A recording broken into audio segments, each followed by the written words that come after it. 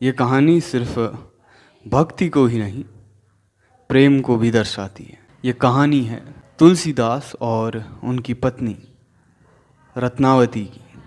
तुलसीदास के बारे में कहते हैं कि उन्होंने सबसे पहले राम शब्द को बोलना सीखा था, इसलिए उनका नाम राम बोला भी था। और उनकी पत्नी रत्नावती बहुत ही विद्वान, गुणवान और रूपवती थी, जिसकी वजह से वो तुलसीदास को अत्यधिक प्रिय थी। ये बात उस समय की है जब रत्नावती अपने घर गई थी। संध्या बेला थी। बिना रत्नावती के उनका मन व्याकुल होने लगा। अंधेरा शुरू हो चुका था और अधीर हुए तुलसीदास की स्मृति में रत्नावती की छवि तैरने लगी। तुलसीदास एक प्रकार से तिलमिला उठे।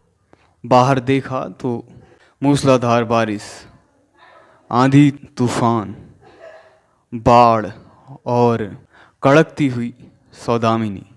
पर तुलसीदास काफ़ी उन्मादी स्वभाव के थे। उनमें रत्नावती के लिए एक तरह का पागलपन था। इतनी खराब स्थिति में भी अपने प्राणों की चिंता किए बिना ही बाहर अंधेरे में ही कूद पड़े। परिस्थितियां उनको रोकने पे असमर्थ थी। एक हिसाब से प्रकृति विनाश करने पे उतर आई थी। जैसे तैसे अपने प्राणों को बचाते हुए तुलसीदास नदी के तट पर पहुँचे। गांव में बाढ़ और नदी में ज्वार था।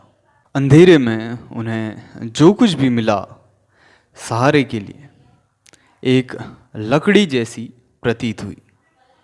उसे पकड़कर ही उसके सहारे वो काफ़ी प्रयास के बाद नदी पार करने में सफल रहे। नदी के उस तरफ ही रत्नावती का घर था। चीज़ें अंधेरे की वजह से अस्पष्ट थी। सिर्फ एक खिड़की ही खुली थी। उन्हें लगा कि शायद रत्नावती ने खिड़की से रस्सी लटकाई हो और अंधेरे में ही उसे पकड़ के उन्होंने अंदर प्रवेश किया। रत्नावती हड़बड़ाकर उठ खड़ी हुई।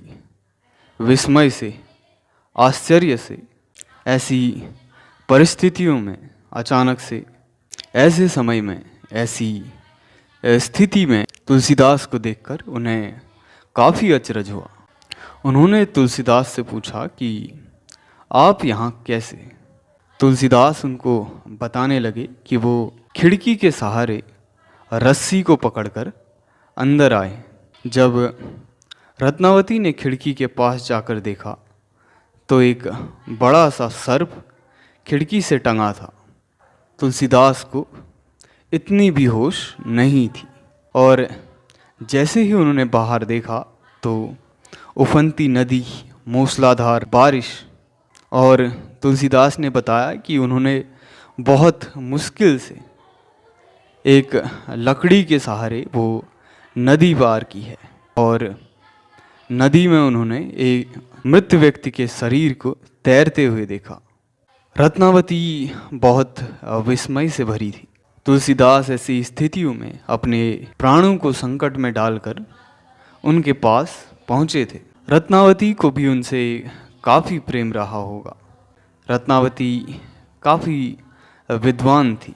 उनके इस शरीर की वजह से उन्हें आत्मग्लानि हुई और वे स्वयं के प्रति तिरस्कार से भर गई। तुलसीदास की ऐसी दुर्दशा को देखकर उन्होंने कहा, अस्थि चर्ममय देह यह, तासो ऐसी प्रीत, नेकु जो होती राम से, तो काहे भव भी। जिस प्रकार का लगाव, जिस प्रकार का प्रेम उनका इस हड्डी और चमड़ी के शरीर से, अगर उस तरह का प्रेम उन्हें थोड़ा भी राम से होता, उन्हें फिर सांसारिक भय क्यों रहता? उन्होंने वासना और मोह के असली सागर को पार कर लिया होता। तुलसीदास को भी उनसे काफ़ी प्रेम रहा होगा।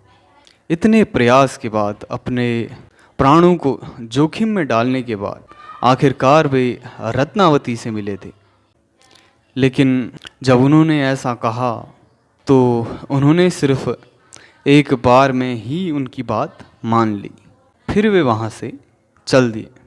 इसके बाद उन्होंने सिर्फ और सिर्फ राम भक्ति में ही अपना मन लगाया। उन्होंने कई महान रचनाएं की। उन्होंने रामचरितमानस और अन्य 12 ग्रंथों की रचनाएं की, जो कि बहुत अधिक प्रसिद्ध हुए।